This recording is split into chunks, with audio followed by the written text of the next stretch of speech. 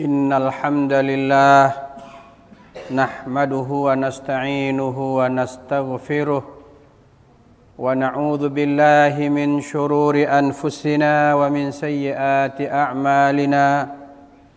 Man yahdihillahu fala mudilla lahu wa man yudlil fala hadiya lahu. Wa ashhadu an la ilaha illallah wahdahu la syarika lahu. Wa ashhadu anna Muhammadan abduhu wa rasuluhu la nabiyya ba'dah. Ya ayyuhan nasu taqu rabbakumul ladzi khalaqakum min nafsin wahidah wa khalaqa minha zawjaha wa batha minhuma rijalan katsiran wa nisaa'a wattaqullaha alladzi tasaaluna bihi wal arham. Innallaha kana 'alaikum raqiba. Kaum muslimin, jamaah Jumat yang dimuliakan oleh Allah Subhanahu wa taala. Marilah kita mensyukuri nikmat iman dan Islam. Nikmat mempertahankan iman dan Islam pada diri kita. Dan marilah kita berusaha istiqamah sehingga kita menjadi muslim sampai akhir hayat kita, sebagaimana firman Allah Subhanahu wa taala, ya ayyuhalladzina amanu taqullaha haqqa tuqatih wa la tamutunna illa wa antum muslimun. Wahai orang-orang yang beriman, bertakwalah kepada Allah dengan sebenar-benar takwa, dan janganlah mati melainkan mati sebagai orang muslim. Marilah kita berusaha meningkatkan pemahaman kita terhadap ajaran Islam yang mulia ini. Agama yang diridhai oleh Allah, agama yang membawa rahmat untuk sekalian alam, agama yang sangat mudah untuk diamalkan. Marilah kita pertahankan iman dan Islam kita selama hayat masih dikandung badan. Semoga salawat dan salam senantiasa Allah curahkan kepada Rasul terakhir, kepada Nabi Muhammad sallallahu alaihi wasallam. Beliau Allah utus untuk sekalian manusia. Tidak ada lagi nabi sesudah beliau. Beliau dan nabi-nabi sebelumnya semuanya beragama Islam. Sidang Jumat yang dimuliakan oleh Allah Subhanahu wa taala. Oleh sebab itu, marilah kita berselawat kepada beliau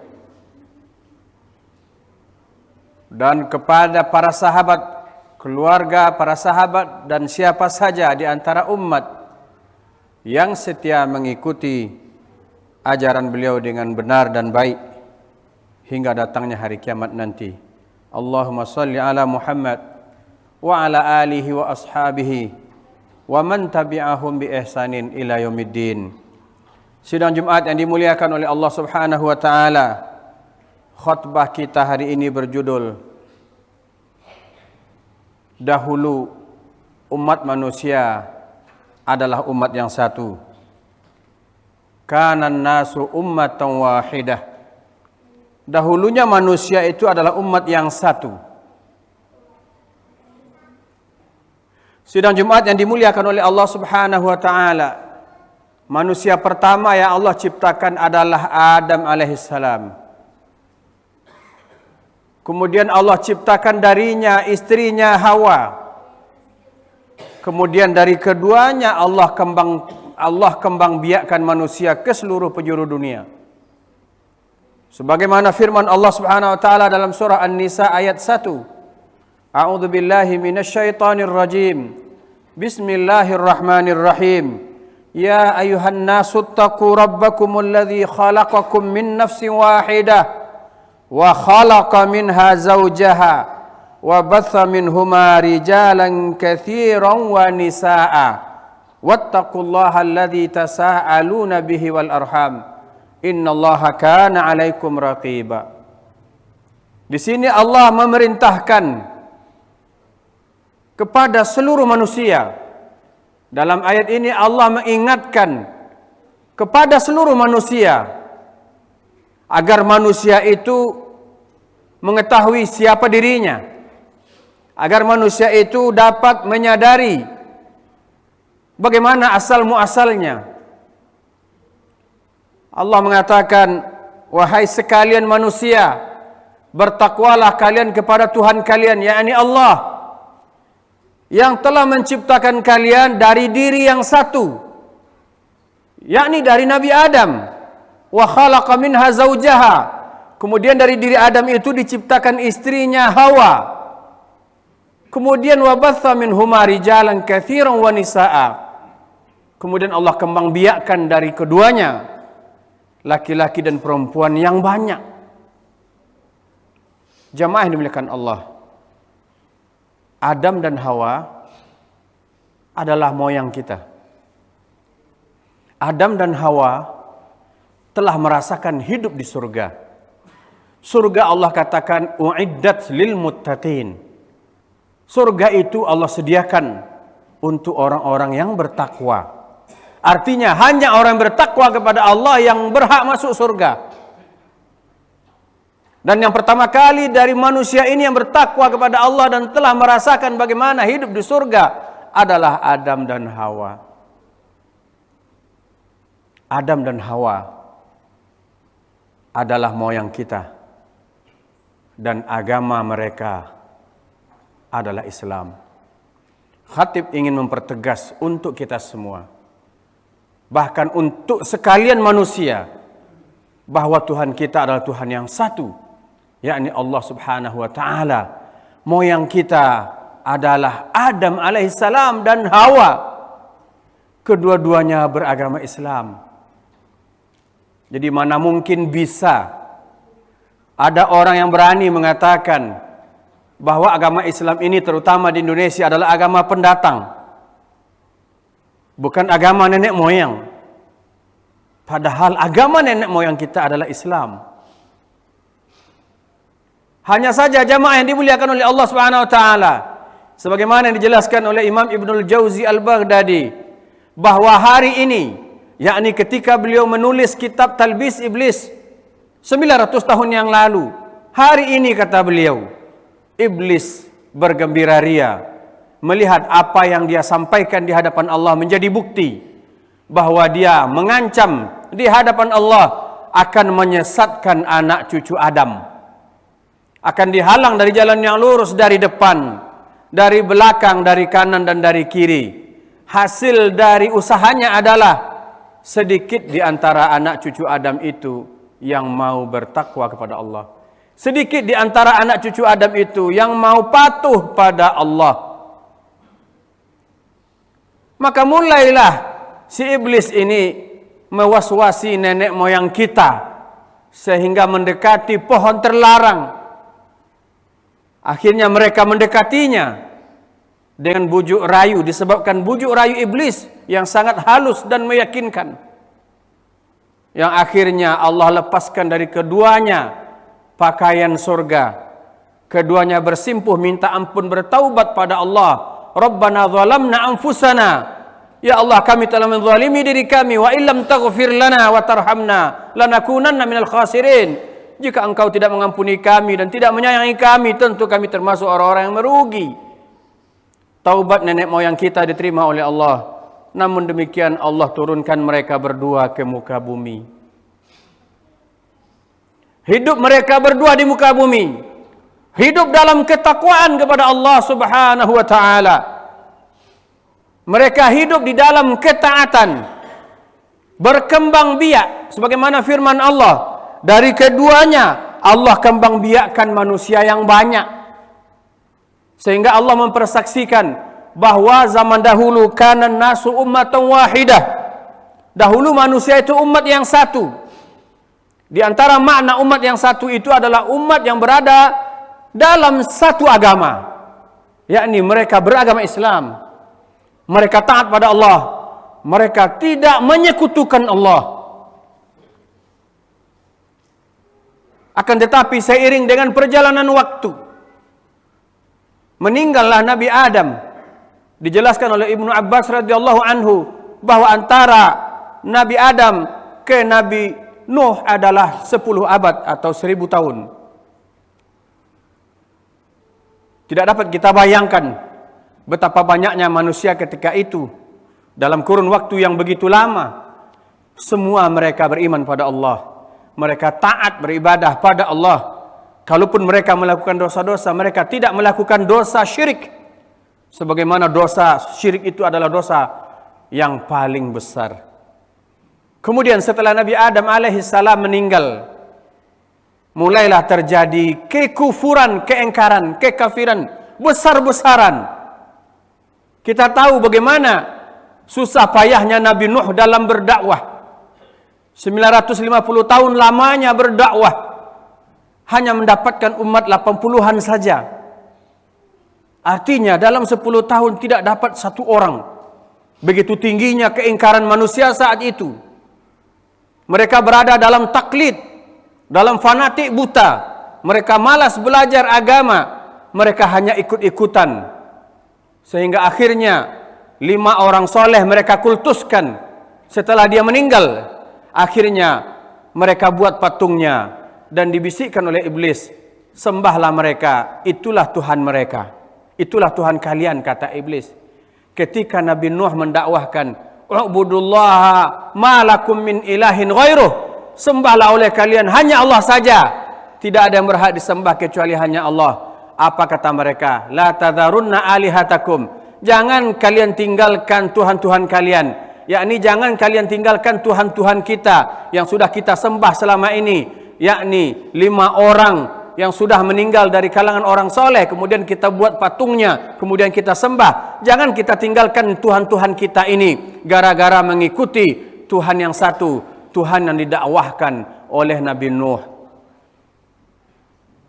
Begitu sulitnya dakwah Nabi Nuh. Inni da'autu qaumi lailan wa nahara, lailan wa nahara. Nabi Nuh mengatakan, sesungguhnya aku mendakwahi kaumku siang dan malam. Akan tetapi mereka tidak mengindahkannya, bahkan mereka menutup telinganya dengan ujung jarinya sambil menghina dan meremeh-remehkan ayat Allah. Ketika itu terjadilah kekafiran besar-besaran, penentangan terhadap ajaran Allah besar-besaran. Sehingga apa yang terjadi? Allah tenggelamkan mereka semuanya di dalam banjir besar.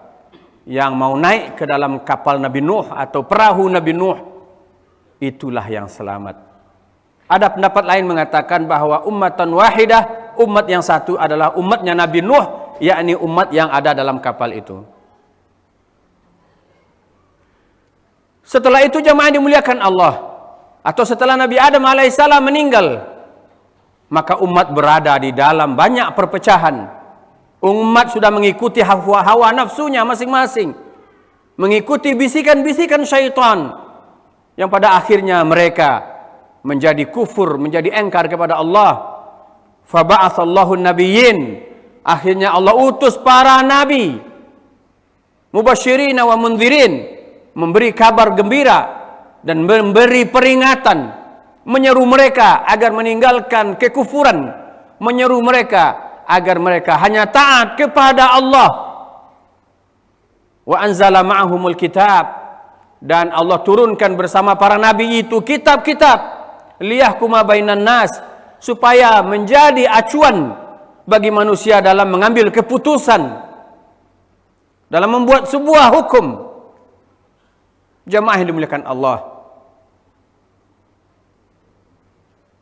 sekiranya kita menyadari, sekiranya manusia menyadari, tentu mereka akan kembali kepada Allah. Tentu mereka akan taat kepada Allah. Tentu mereka tidak akan menyeleweng kiri dan kanan, bahkan sampai sama sekali tidak mengakui Allah sebagai Rabbul Alamin. Sekiranya mereka menyadari, tentu mereka akan mentauhidkan Allah. Adam Allah ciptakan dari tanah, Hawa Allah ciptakan dari Adam. Setelah itu semua manusia Allah ciptakan dari setetes air yang terpancar. Allah berfirman dalam surah Yasin ayat 77, awalam yaral insan anna khalaqnahum min nutfah fa idza hiya khasimun mubin fa idza huwa khasimun mubin. Apakah manusia itu tidak merenungkan bahwa awal mulanya mereka diciptakan dari setetes air, akan tetapi ketika mereka telah menjadi sosok manusia yang utuh, mereka membangkang atau melakukan pembangkangan yang nyata. Jamaah yang dimuliakan oleh Allah Subhanahu wa taala, jika kita mau jujur, jika manusia mau jujur, ternyata agama yang diridhai oleh Allah dan agama manusia pertama sebagaimana firman Allah, inna dina indallahil Islam, sesungguhnya agama di sisi Allah hanyalah Islam.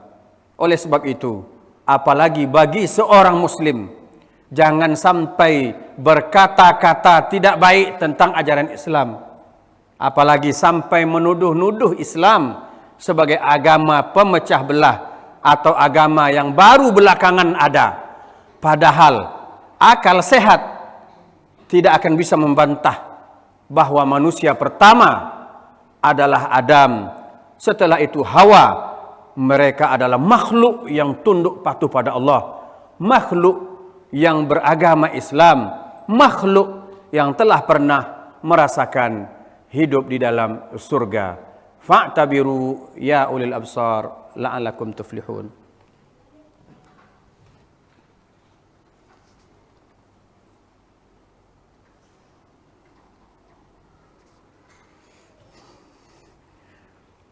Alhamdulillahi wa kafa, wassalatu wassalamu ala rasulihil mustafa Muhammadin sallallahu alaihi wasallam wa man ihtada. Ashhadu an la ilaha illallah wahdahu la syarikalah wa ashhadu anna Muhammadan abduhu wa rasuluhu la nabiyya ba'dah. Ya ayyuhalladzina amanu taqullaha haqqa tuqatih wa la tamutunna illa wa antum muslimun. Ya ayyuhal muslimun, sallu ala nabiyyukum Muhammadin, Allahumma salli ala Muhammad wa ala alihi wa ashabihi wa man sara ala nahjihi ila yaumiddin. Jamaah yang dimuliakan oleh Allah Subhanahu wa taala, Allah bekali kita dengan akal. Akal sebagai alat untuk mengenal Allah.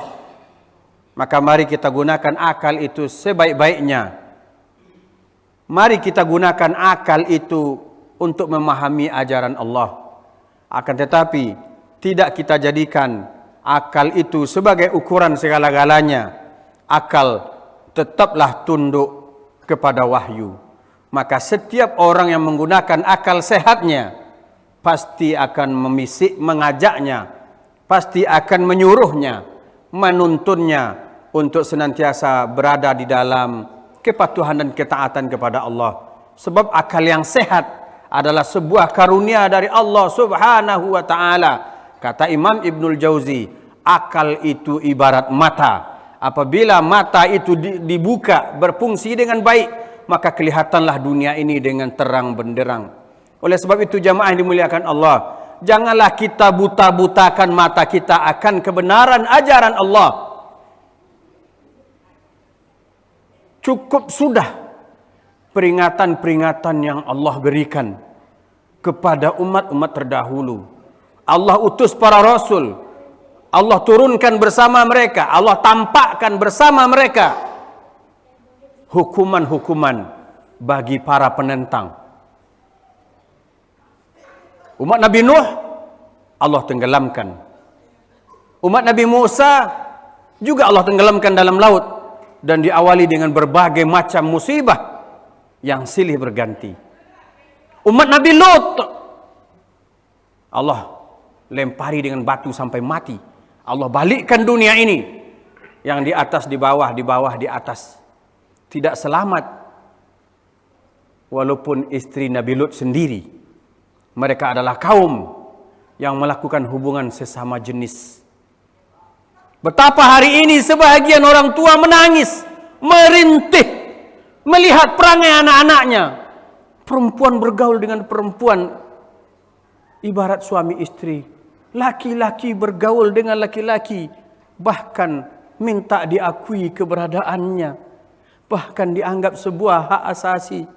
Itu adalah perbuatan tercela, perbuatan yang tidak diridhai oleh Allah, perbuatan yang memancing bencana besar.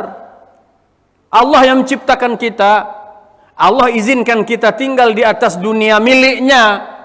Allah izinkan kita menikmati seluruh fasilitas yang ada di atas dunia milik Allah. Ya wajarlah kita patuh pada ajaran Allah. Wajarlah kita harus meninggalkan apa yang dilarang oleh Allah. Perilaku kaum Sodom adalah perilaku yang sangat buruk dan hina. Bertaubatlah sebelum dilaknat dan dikutuk oleh Allah. Tegurlah. Kita doakan semoga Majelis Ulama Indonesia berhasil membujuk pemerintah kita atau anggota DPR kita untuk membuat sebuah undang-undang yang melarang aktivitas kaum Sodom di Indonesia. Ini betul-betul berkembang dan betul-betul mengkhawatirkan saat ini. Bahkan tidak terkecuali seseorang yang sudah mengenal agama pun bisa dia tinggalkan agamanya dan beralih kepada perilaku yang sangat terhina ini. Hidup di muka bumi milik Allah, harus patuh pada aturan Allah. Mau yang kita beragama Islam, Islam agama yang didakwahkan oleh seluruh Nabi dan Rasul. Islam mengharamkan pergaulan sesama jenis, pergaulan hubungan badan, karena pada hakikatnya itu sangat bertentangan dengan akal sehat. Jika itu terjadi di kalangan manusia, berarti sungguh sudah sangat terganggu kejiwaannya atau akal sehatnya, supaya mereka kembali ke jalan Allah dan bertaubat sebelum mereka menjumpai su'ul khatimah, mati yang sangat buruk. Innallaha wa malaikatahu yusalluna 'alan nabi. Ya ayyuhalladzina amanu sallu 'alaihi wa sallimu taslima. Allahumma salli 'ala Muhammad wa 'ala ali Muhammad kama shallaita 'ala Ibrahim wa 'ala ali Ibrahim. Wa barik 'ala Muhammad wa 'ala ali Muhammad kama barakta 'ala Ibrahim wa 'ala ali Ibrahim fil 'alamin innaka Hamidum Majid. Allahumma ighfir lil muslimina wal muslimat wal mu'minina wal mu'minat al ahya'i minhum wal amwat innaka sami'un qaribun mujibud da'awat ya qadiyal hajat. Rabbana zalamna anfusana wa illam taghfir lana wa tarhamna lanakunanna minal khasirin. Allahumma a'inna ala dzikrika wa syukrika wa husni ibadatik. Allahumma inna nas'alukal huda wat tuqa wal afaf wal ghina. Rabbana atina min ladunka rahmah wa hayyi' lana min amrina rasyada.